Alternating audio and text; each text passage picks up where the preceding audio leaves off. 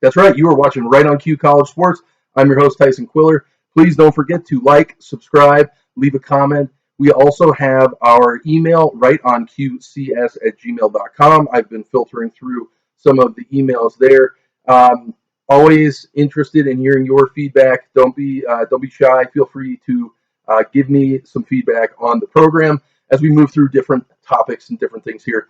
This is an episode you're going to want to share with your friends who are maybe more in that nerdy ether like we are of college football as an entity, as a sort of story, history, and the future moving forward. But for right now, the basketball season's over. It was an awesome season, but now we turn the page into a long, open spring and summer. I'm going to have content coming out intermittently now, between now and when the college football season begins. I will be coming out with my college football post-spring game power rankings. Now, these are power rankings that I assess to teams based off of returning production, based off of total talent that's compiled on each team. There's a metric that accounts for a coach's power ranking that I add into this, and then also kind of their offensive and defensive ranks from a year ago.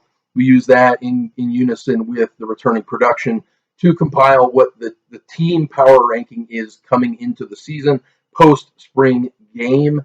We also transfers, recruiting rankings. These are all factors that are considered in my algorithm, for lack of a better term, my program spreadsheet that I put together that compiles these power rankings for each of the 130 Division I college football bowl subdivision teams. Now, this isn't how I'm projecting them to finish. This isn't what I'm saying should be the top 25 rankings right now.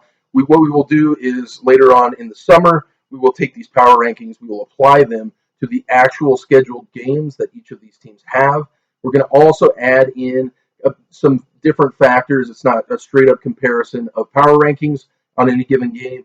We're going to apply some quotient of home field advantage. Obviously, there's going to be a metric to account for when it comes to trends or streaks of games. So if a team is playing 3-10, top 10 teams in a row, obviously they're going to potentially have injuries, get tired. It's a grueling grind to get through. Their production is going to drop off each of those games along the way.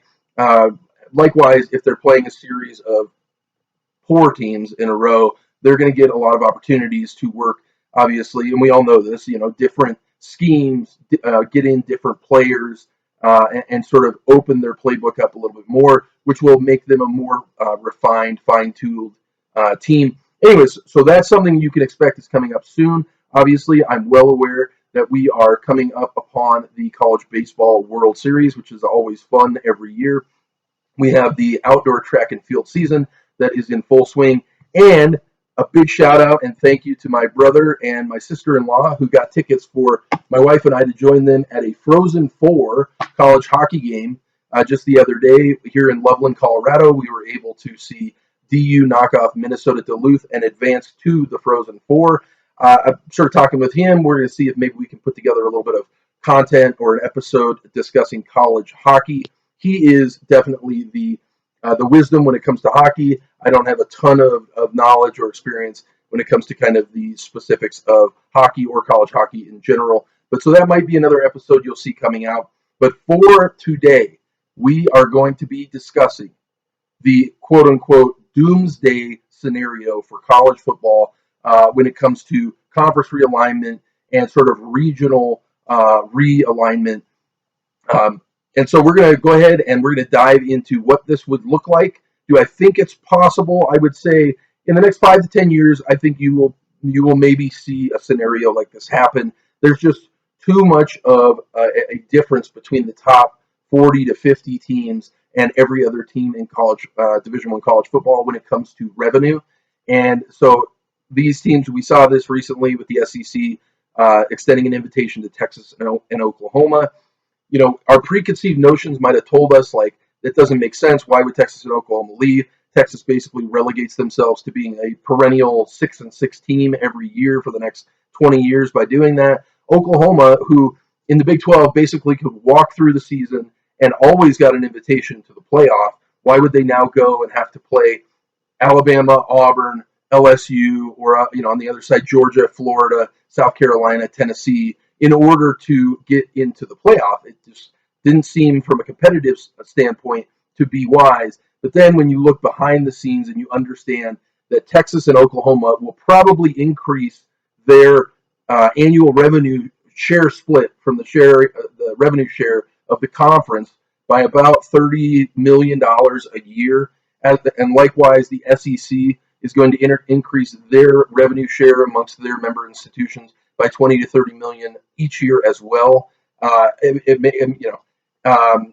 It makes sense to make dollars, and dollars make sense. So that's kind of what we're going to look at today. So without further ado, the 2023 college football realignment. You're going to have to suspend some of your preconceived notions of college football in order to walk through this scenario. It is being bantied around about by a lot of kind of the really deep, nerdy college football message boards and different conversations. But as football becomes more and more a one-factor environment, as we saw with the SEC, Texas, and Oklahoma, revenue is king. So why 2023? Well, we just have to look right here.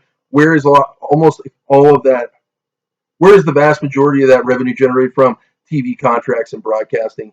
And we have expiring TV contracts all across the college football landscape. The SEC and CBS runs through 23-24. Big Ten and their agreement with Fox and ESPN runs through this upcoming season 22-23. Pac-12 and their agreement with Fox and ESPN runs through 23-24 as well. The Big 12's agreement with Fox and ESPN runs through 24-25. And obviously, Notre Dame is a massive power player in this situation. Their contract with NBC runs through 24-25. So with all the major conferences and Notre Dame cycling through new suitors for a broadcast partner, you also have, in addition to the typical cable providers, you have some streaming services that are really jumping into this field: Apple TV, YouTube TV, Hulu. I believe it was Amazon that just locked down the contract to broadcast Thursday night football games in the NFL. All of these streaming services are really trying to get into live sports broadcasting. And so that provides more opportunities for these programs, for these conferences. And with NIL, let me just address a few things. With NIL, with the transfer portal, with the fact that the college football playoff is independent from the NCAA, in reality, the NCAA has very little jurisdiction over college football, and however, they do over all other sports. So the concept here would be this realignment would almost exclusively take effect with the football programs, and then kind of like what BYU does, where they're independent in football, but then they play every other sport with the West Coast Conference, or Notre Dame, independent in football, but they play every other sport with the ACC. There would be some kind of an agreement formulated in that way. So maybe for all other sports, the conference alignment currently might remain relatively similar. But what we're going to go ahead and we're going to take a look at real quick here is each of the Power 5 conference geographical alignments.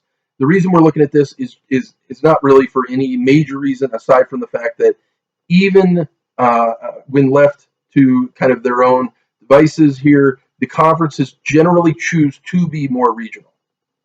They generally choose to be more regional. And the reason for that is pretty clear. Obviously, you make more revenue when you have border wars, when you have the border war of Kansas and Missouri, or you have, that's a bad example. They're not in the same conference, but the Iron Bowl, Auburn and Alabama, interstate rivalries, right? So this is obviously something we want to take a look at. Just regionally, you can see, even as these conferences have expanded, they have remained largely regional. The Big 12 is probably the only exception to that, and that's West Virginia. The Big 12 kind of had to scramble to make some moves, whatever that was 7 years ago, when they got poached and cleaned out. Nebraska left, Colorado left, Missouri left, Texas A&M left, and it looked like that conference might dissolve. West Virginia and TCU were the two teams that they picked up in that season. And then the Pac-12 obviously is a little bit expansive of a region, but that's mostly because as you move westward across the continental United States, the college football teams, especially Division I college football teams, are a lot more spread out on the East Coast. So there's a lot more consolidation. So here's basically how this quote-unquote doomsday scenario plays out. Is you would go from 10 conferences, which is what we have right now, and a handful, 5 or 6 independent teams, 130 teams across the board in FBS, and you would pare that down to 48. It would be 4 conferences, 12 member institutions in each conference. This is a little bit of a look at how the schedule would work out for them. They would have one non-regional opponent. So I'm calling them regions. It would be the 4 regions of college football playoff subdivision football, which would be the top level. Then you would have FBS, which is what we have right now, and the college football championship subdivision, which would be beneath that. So the way it would play out is kind of a 10-game, a strict across-the-board 10-game regular season schedule, 9 games from within a team's region. Within each region, rather than having divisions, there are pods. This is a concept that's been discussed widely. You can find a lot of information about this out there. But basically, you would have 3 pods of 4 teams. Each team would play 3 teams from each pod every year. So obviously, within your own pod, you play those same 3 teams every year. And that's where we try and consolidate our rivalries at so that they're happening every year. When you look at the calendar off to the right here, we have 14 weeks within the college football calendar of regular season to schedule 10 games. Okay, so these teams, the college football playoff committee, basically, or whatever form or semblance of the NCAA that they have, a governing body, would allow teams to add 1 or 2 non-college football playoff subdivision teams. So, for example, Colorado could play Colorado State, or you could have Texas could play Texas Tech. Texas Tech is not Texas Tech, Oklahoma State, something along those lines, for those 2 games, and there would not be a penalty for that. When we look at the playoff bracket coming up here shortly, you're going to see that the rankings are based off of your CFP subdivision record exclusively. So even if Colorado lost to Colorado State, but then went undefeated in their CFP schedule, they would still go to the playoff.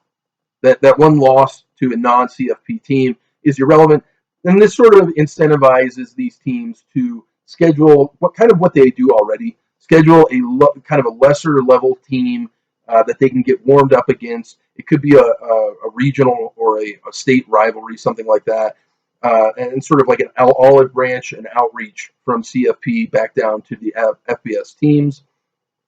Week 1, you'll see on the schedule here, September, almost exclusively, these games are going to want to be played on Fridays and Saturdays. That is almost the exclusive window for CFP college football. Every one of the games that are broadcast are going to beat out pretty much every one of the other division college football games. They will have a monopoly on Friday and Saturday football games being broadcast. The first week, September, the 1st, 2nd, and 3rd, that would be a Friday, Saturday, and Sunday. Sunday would be available because the NFL does not start their season until the next weekend. So that would kind of be the opening ceremony, basically, for the CFP subdivision of football. And then you can see it is Fridays and Saturdays all the way down until we get to week 13. So again, I just want to reiterate that for these programs, they have 10 games they are required to play by way of the CFP. They can play as many as 12, and they have 14 weeks to schedule them. The reason we're looking at the schedule is because a lot of people who consider expanding the playoff, they say, well, it's too many games. You're asking too much of the players. What we're seeing here is there are bye weeks built in. So there will be plenty of room and opportunity for bye weeks to be built in. It's not asking too much of the student athletes. And then, like I said, week 13 is Thanksgiving weekend. So again, that's going to open up availability to play games Thursday, Friday, and Saturday, as opposed to just Friday and Saturday. Week 14, which is December 1st and 2nd, the 2 top college football playoff record teams in each region will play for the regional championship. So again, no divisional concept here. It's not the top team in the West Division plays the top team in the East. It will be played very much like the Big 12 is currently, where you play a full season. Whoever has the 2 best records then will play each other again and that will be your regional championship. So let's go ahead and let's take a look at our regions real quick. This is going to be obviously this is the region of football that drives all of college football, and that is our Southeastern region. And you can go ahead and take a look at the revenue picture here for these teams, as well as the geographical alignment. Obviously, now you can understand why Texas and Oklahoma being added to the SEC makes perfect sense when it comes to a money standpoint. So each of these teams then would likely share a revenue share with amongst each other of about $119 to $120 million a year. This is big time financially beneficial for all of these teams. I think it makes perfect sense for all of them to want to recalibrate their conference or region, as I call it in this scenario. And so they would have their 12 teams: Texas, Alabama, Georgia, Auburn, Oklahoma, LSU, Florida, Tennessee, South Carolina, Texas A&M, Arkansas, and Ole Miss. And so what is going to happen basically, here's the changes to what is currently the SEC. Kentucky, you can see $66.5 million in annual revenue. They're going to move to the Atlantic region. The thing for Kentucky, I mean, first of all, that is a full $10 million, almost $12 million less than any other team we have in our region. The SEC is not going to want to hang on to Kentucky for that reason. But also, Kentucky doesn't really have any long-standing established rivalries with any other team in the SEC. If they had a most predominant rival, it would be Louisville. So they will be joining Louisville as Texas and Oklahoma come into the SEC, and their region is capped at 12. Then you have Mississippi State, Missouri, and Vanderbilt. Missouri never really made sense in the SEC. Vanderbilt, you can see $36.9 million a year. That's a third or a quarter of what Alabama brings in every year. They are a loss leader. They never made sense being in the SEC either. So those three, Mississippi State, Missouri, and Vanderbilt, are going to be relegated down to the FBS level. They will not be advancing up to the college football playoff subdivision. And you take a look here at our pods. One thing I tried to consider, knowing that each team in each pod will play each other every year definitively, is trying to maintain rivalries within the pods. You want to see, for example, you see in our first pod, Texas and Oklahoma, the Red River rivalry, that will then be played every year.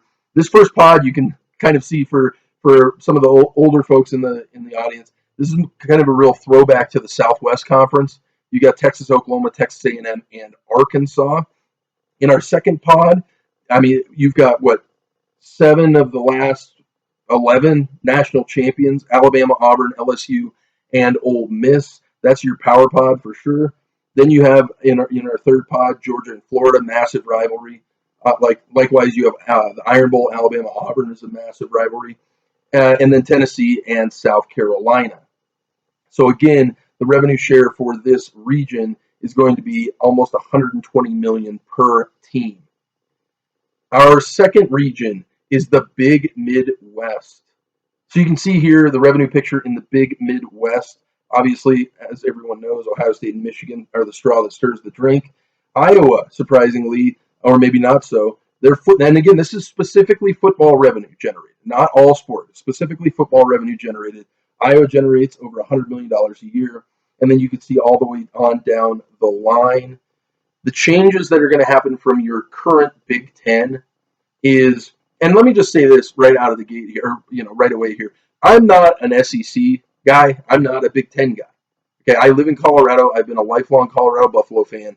I am a Pac-12 fan, and then probably a Big 12 fan if I had a second conference, and that's because Colorado used to be in the Big 12. So I'm not speaking of bias in when it comes to the SEC or the Big Ten. I'm just telling you the reality, and that is the SEC and the Big Ten are college football until proven otherwise.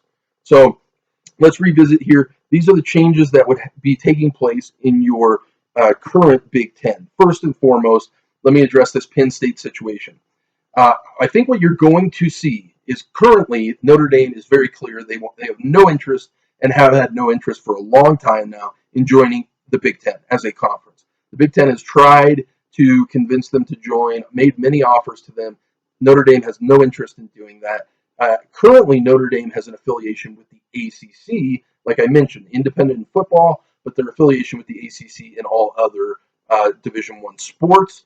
I think what you will see, because Notre Dame generates so much more revenue than any other team that's going to be in the Atlantic region, is they are going to be offered some special accommodation to join that region. For example, something along the lines of like maybe they automatically keep half of their football revenue and then they only have to share half. So some accommodation like that will be made for Notre Dame to join the ACC, the Atlantic Coast, basically region. I think Penn State is going to see that. Penn State has been a long-standing independent team until really in the last, 15 to 20 years when they joined the Big Ten. I think Penn State likes their autonomy and independence. I don't think Penn State likes having to play Ohio State, Michigan State every year. Even though they've been largely competitive, I think they are going to see Notre Dame do this, and they're going to say, hey, regionally, we're over here by the ACC teams. Maybe we can make some kind of an agreement. I see the Atlantic Coast region being accommodating to that. They keep half of their football revenue. They only have to share half of their football revenue. So that's why I see Penn State with their 103, almost $104 million a year in football revenue moving to the Atlantic. I also see Maryland moving to the Atlantic. That's more about Maryland having kind of a history with the ACC, but also they're kind of a bizarre fit. Again, like I said, with West Virginia joining the Big 12, Rutgers and Maryland was kind of a last-minute scramble grab by the Big Ten to keep pace with the SEC. That never really made sense. So Maryland, I think the Big Ten's going to kind of push them out, and they'll join the Atlantic Coast as well. And then Nebraska never made sense in the Big Ten. They've been kind of a redheaded stepchild. We saw it even with COVID, but it's more than just that. Notre Dame walks around the Big Ten headquarters like they are a Michigan or an Ohio State, and they just ain't. And I think a lot of the programs in the Big Ten want to be done with Nebraska. Also, the Big Ten and the Pac-12, revenue isn't exclusively a factor for them like it is in the SEC. The Big Ten and the Pac-12 pride themselves on academic standards, certain political philosophies, etc. Notre Dame doesn't fit the mold on any of that. They have far lower academic standards than any of the other Big Ten teams. And so I think you see the Big Ten, the big Midwest here, take this opportunity to part ways with Nebraska. They joined the Pacific region. Rutgers is just a complete non-factor when it comes to football revenue, only $35.4 million a year. I think they get relegated down to the FBS level. And so that would leave the Big Midwest, formerly the Big Ten, with just 10 teams. They need to add back 2 teams in order to meet the 12 for their regional capacity. You have Kansas and Kansas State sitting right there relatively regionally. Both of them are generating above $64 million a year in revenue. Not great, but the best option out there. Kansas has relatively high, actually pretty high academic standards, so I think the Big Ten would be interested in that. Kansas State, not quite so much, but they certainly have higher standards than does Nebraska. So here's how our pods are going to break down in this new Big Midwest. First of all, obviously, here's our power pod. That's Ohio State, Michigan, Michigan State, Indiana. Those are massive, long-standing rivalries. We maintain those. They will play each other every year. In the other 2 pods, then we have Iowa, Wisconsin, Minnesota, Northwestern. That's kind of largely your power players that are currently in the Big Ten West right now. And then in our final pod, we have Purdue, Illinois, and then the new adds Kansas and Kansas State. Look at that. I mean, that would be a remarkable basketball pod, wouldn't it? Purdue, Illinois, Kansas. But those are your pods for the Big Midwest region. Our third region is the Pacific West region. One thing I want to hit on before we go there. And you can see now the dramatic drop-off that there is from the SEC revenue share to the Big Midwest and really all the other regions. But the Big Midwest revenue share is going to be just over $80 million a year. That is the second highest of all the regions. Then our third college football playoff subdivision region is the Pacific West. And you can see regionally it's going to be very expansive.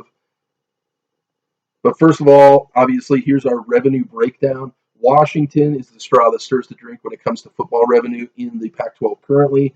And then Nebraska, like I mentioned, I don't think the Pac-12 is going to want them to join, but it's kind of hard to turn down almost $94 million a year when they're out there on the board. There is a slight possibility that the Big Ten keeps Nebraska. I think regionally, and then also because of multiple other factors, it's kind of tough to find a suitor for Nebraska. But I put them in this region for the reasons I explained already. Obviously, you have Oregon, USC, Colorado there at almost $73 million a year. So you can see that kind of 60 million and above is about where I drew the line with most of these teams to say that they are in as opposed to being relegated to FBS. And the annual revenue share is going to be right about $73 million per team in this region. Here's the changes that are going to take place to what is currently the Pac-12. First of all, Oregon State, Arizona, Washington State, all earning less than $52 million a year in football revenues. They are all relegated, boop, downstairs to the FBS level. You add Nebraska, like I discussed, and then that would put the Pac-12 at 10 teams. You need to add back 2 more. I think they will find some interest in adding another television market in Dallas. And so TCU is an interesting get there, or Fort Worth, I suppose, but kind of same thing. And then obviously Texas Tech is regional, and Texas Tech is bringing almost 62 million a year in revenues. That's 10 million more than the 3 current Pac-12 teams that you've dropped down. So our pods in the Pacific West region here are Washington, Oregon, California, and Stanford. Obviously, Cal and Stanford, longstanding rivalry. Washington and Oregon, more of a recent rivalry, but 2 perennially of the better teams in the Pac-12. In our next pod, we have USC and UCLA, crosstown LA rivalry. Utah, Arizona State, they're just kind of regional. More lately, Utah's been a real power player in football, so I think maybe you might be able to see a little bit of a rivalry develop between USC and Utah, or UCLA and Utah. UCLA is the better program right now, but USC obviously just hired Lincoln Riley. They're going through tremendous turnover, and they certainly think that the sky is the limit there for USC. Our third pod here, Colorado-Nebraska rivalry, is reinstated. They will be playing each other every year. Then you have a bit of a Texas rivalry, TCU and Texas Tech. Our 4th region in the college football playoff subdivision is the Atlantic Coast region. So the 12 teams from this region we're going to see here are Notre Dame, Penn State, the 2 that I explained how they are going to be added to the Atlantic Coast, I apologize. Then your power players, obviously, Florida State, Clemson. I did mention Kentucky would be moving over from the SEC, the Southeastern region. Virginia Tech, Georgia Tech, Louisville. So you have a Kentucky-Louisville rivalry reinstated. And then North Carolina State, North Carolina, Maryland, and Miami. Your annual revenue share is almost $70 million a year. This is our lowest annual revenue share. It was a little bit surprising to me. Maybe it shouldn't have been. But when I was exploring these revenue numbers, that the ACC has a ton of teams that just don't bring in almost any football revenue compared. Obviously, everything's relative, so compared to other conferences. Here are all of your changes that are taking place to the Atlantic Coast. You have Boston College, Wake Forest, Syracuse, Pittsburgh, Virginia, and Duke. Every one of them brings in less than $50 million a year. I could see possibly a scenario where Pittsburgh remains in the top tier level, the college football playoff level, but just barely. I mean, under $50 million a year is a real drain on the revenue share for a region. So they all get relegated down to the college football bowl subdivision. Then, like I said, you add Notre Dame, Penn State, Kentucky, and then you pick up Maryland coming over from the Big Ten or the Big Midwest. So here's our pods in the Atlantic Coast. Again, keeping a mindset on maintaining rivalries. We've got Notre Dame, Penn State, Virginia Tech, and Maryland. That is a power football pod right there. Then you have Clemson, Kentucky, Louisville, rivalry between Kentucky and Louisville, and Georgia Tech. In our third pod, Florida State, Miami, North Carolina State, and North Carolina. Those are 2 big rivalries in the third pod.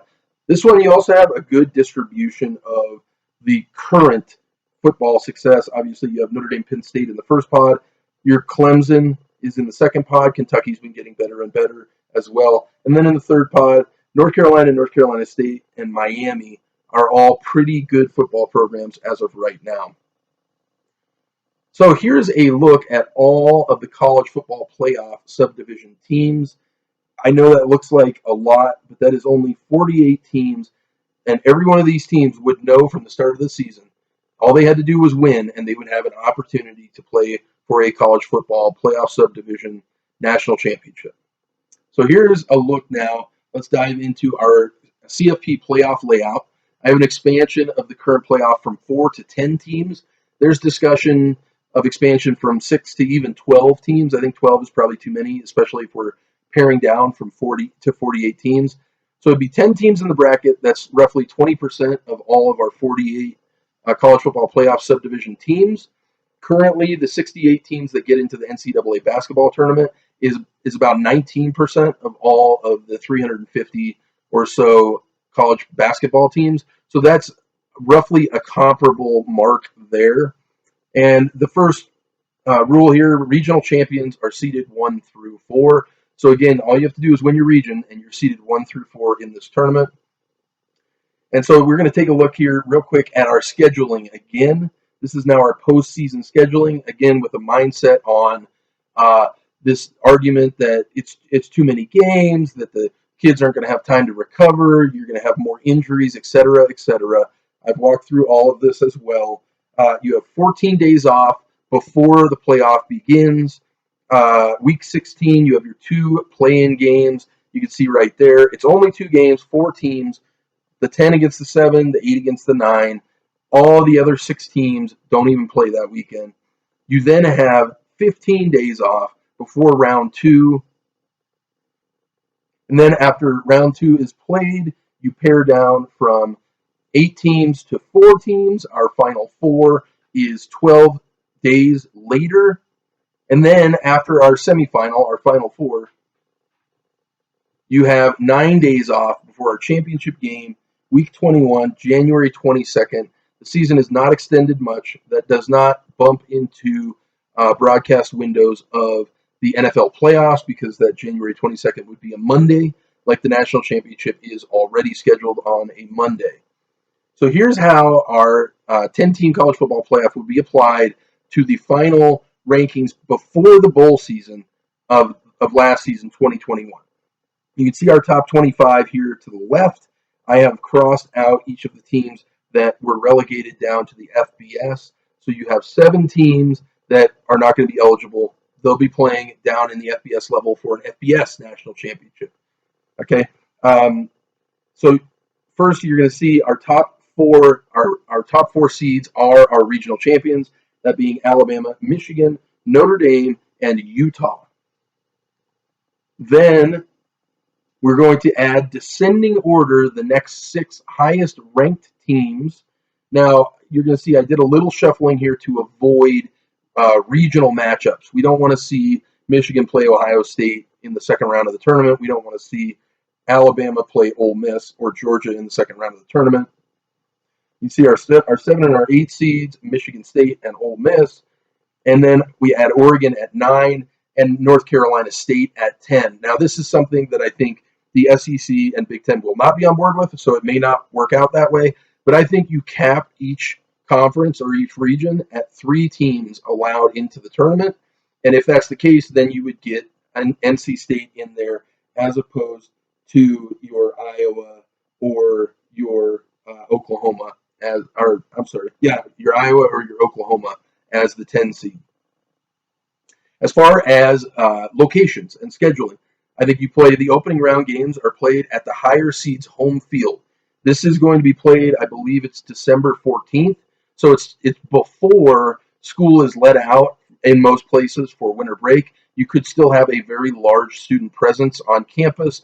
I think these stadiums are going to be rocking. People are going to love the opportunity locally to be a part of the college football playoff. Then, and by the way, don't get upset or whatever about the teams I have advancing in this. I just take the higher seed and I advance them just to fill a spot. Okay. So then we have in our second round locations, we have 6 rotating bowl games. Locations are chosen by the higher seed. So, for example, in our matchup here with Alabama and Michigan State, Alabama would choose the Peach Bowl as the host location for their second round game. And those 6 games are the Rose, Sugar, Orange, Fiesta, Cotton, and Peach Bowl. Then, obviously, the 2 games that are not chosen for those 2 locations that are not chosen for those 4 games will be the locations for your semifinal games. So we can see Orange Bowl and Sugar Bowl are here. The location of the championship game will be a rotating location as it is currently amongst those 6 locations. So, for example, if it is the Rose Bowl must be chosen as a location for our second round games. So you could see Utah being the 4th seed. They would be the 4th team to pick their location. If the other 3 games did not pick the Rose Bowl, Utah has to pick the Rose Bowl. I think they would in that scenario. It's kind of like a legitimate Rose Bowl game, Utah and Ohio State, Pac-12 against Big Ten there. But so then you can see our championship is in the Rose Bowl. So here are now all of our non-CFP subdivision teams. These are the 82 teams remaining. You can see they are spread all over the country. I have a list of all the teams over here to the left. And there are 17 currently Power 5 teams that are going to get relegated down to this subdivision. Again, these are all pretty clear-cut cases because they just don't generate enough revenue for the other teams to justify them hanging around in their region. There are our 17 current Power 5 teams. 4 of them come from the Big 12, 3 out of the SEC, 6 out of the ACC. I mentioned how little revenue is generated by, that's almost half of the ACC. Pac-12, 3 teams are relegated, Washington State, Oregon State, and Arizona. And the Big Ten has 1 team relegated down, and that is Rutgers. Now, I think we add, this is conjecture, obviously all of this is conjecture, but you're going to add in then the 3 top FCS, Football Championship Subdivision teams over the last several decades. James Madison, North Dakota State, and Montana State have been dominating that level of football for a long, long time. I think we add them back to comprise a total of 85 teams in the FBS or non-CFP, whatever they decide to call it, subdivision of football. And here are our breakdowns of conference alignment. First of all, BYU is going to remain independent. They probably feel like they deserve to be in the college football playoff subdivision, but their revenue doesn't justify it. Even against Pac-12 teams, their revenue does not justify it. So they will be relegated down here, and they will likely choose to remain independent because then that way they can just maintain all revenues that they generate. So then you have 84 teams remaining, 7 conferences of 12 teams. Each I've done based on regionality. Each conference will schedule games in kind of the standard divisional format. 5 and 3, you play your other 5 teams in your division, and then 3 teams from the opposite division each year. That is 8 games. Then they can try and schedule a game or 2 against a CFP team, and then maybe some cross-conference games at this level as well. So here's our West Coast Conference: Hawaii, Washington State, Oregon State, San Jose State, Fresno State, and San Diego State. A couple of Pac-12 teams relegated down there, but that's largely a current Mountain West division there. Boise State, Nevada, UNLV, then Montana State joins here, and Utah State and Arizona. The new Mountain West, conference would be Wyoming, Colorado State Air Force, New Mexico State, and UTEP. I don't think it's entirely out of the question, by the way, that there is some sort of alignment in this scenario between Air Force, Navy, and Army, the military schools. I could see that taking place. Maybe they create some sort of 3-team pod. They're technically independent, but they're like a 3-team independent pod. And then obviously, like I said, you have North Dakota State moving up a level, joining Iowa State, Missouri, Oklahoma State, Tulsa, and Arkansas State.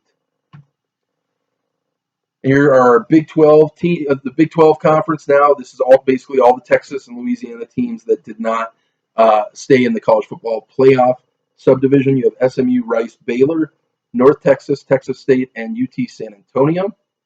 And the other division, Houston, Louisiana Monroe, Louisiana Tech, Louisiana, or the artist formerly known as Louisiana Lafayette, Tulane, and Southern Miss. In our Gulf Coast Conference, we have Mississippi State, Memphis, Vanderbilt, UAB, South Alabama, Troy. This may provide an opportunity, by the way, that Vanderbilt could, I know this may sound shocking, but they could maybe win 3 games in this new conference. But anyways, don't get mad at me, Vanderbilt fans. You know your reality. Then on our other division, we have Georgia State, Georgia Southern, Central Florida, FAU, Florida State, and FIU. Here's our conferences 5 and 6.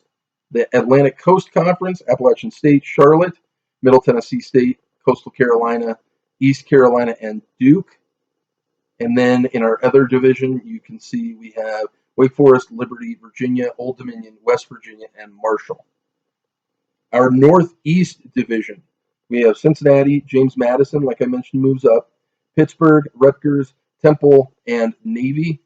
In our other division, Army, Syracuse, Buffalo, Boston College, UMass, and Connecticut. Now, I could see, you can see here, I have Pittsburgh and West Virginia in different conferences. They obviously have a long-standing rivalry. It's possible that you could shuffle a few teams around here. Pittsburgh and West Virginia might want to maintain that rivalry there. And then our final conference is the Mid-American Conference, Central Michigan, Eastern Michigan, Western Michigan, Ball State, Northern Illinois, Western Kentucky. And then our other division, Toledo, Miami of Ohio, Akron, Ohio, Bowling Green, and Kent State. So it's largely the same MAC as before. We're just adding Western Kentucky. So here again is another look at our all non-college football playoff subdivision teams, 85 teams in all. So anyways, I just wanted to lay out this scenario of what they call kind of the Doomsday Model and how it could be a tectonic shift in college football. I'm not entirely sure whether I like it, dislike it. I think I'm more of the mindset of things are changing and you either get on board or you die, right? This is kind of the lesson the Big 12 learned years ago. You need to act because others will act. Everybody acts surprised that the SEC picked up Oklahoma and Texas. I mean, do you think it ends there? Do you think they're not talking to USC, Clemson, Michigan, Florida State? I mean, I think their vision of what college football could be is almost like a NFL model. And so then it would be basically the SEC plus like a handful of teams from around the country. I think that would be really devastating to college football. So these other conferences are going to have reasons to want to act. So I think this is a possible scenario. Again, I don't know how likely, but I think it's possible. Feel free to get in the comments, send me your emails, like, subscribe. Let me know what you think. I know this is kind of off in the ether, what could be, but I'd be interested to see what you think about this potential scenario taking place. Once again, you're watching Right on Cue College Sports. I'm Tyson Quiller, and thanks for watching. We'll get at you next time.